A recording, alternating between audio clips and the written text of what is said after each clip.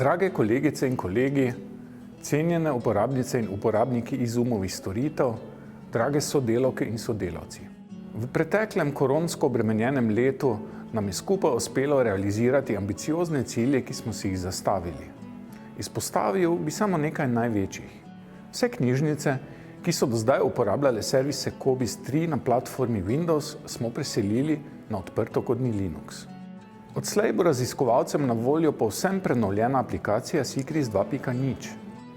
Digitalni repozitorij je bogatejši za odprti dostop OpenAir. Knjižnicam smo pri predmetnem označevanju predali v uporabo splošni geslovnik Cobis SGC. Naši predavatelji so izvedli 81 tečajev z več kot 700 udeleženci, od tega kar 80% nadaljavo. Z dodatnimi sredstvi, pridobljenimi na matičnem ministrstvu, smo podprli aktivnosti za uspešen prenos znanja in širjenje mreže Cobis.net.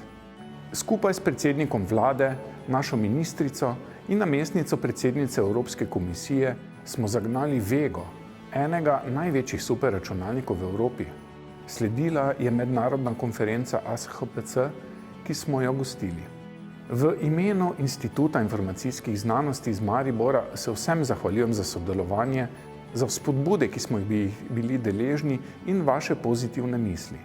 Ob tem vam želim mirne praznike v krogu vaših najbližjih, v novem letu pa veliko uspeha, osebnega zadovoljstva in pa predvsem zdravja.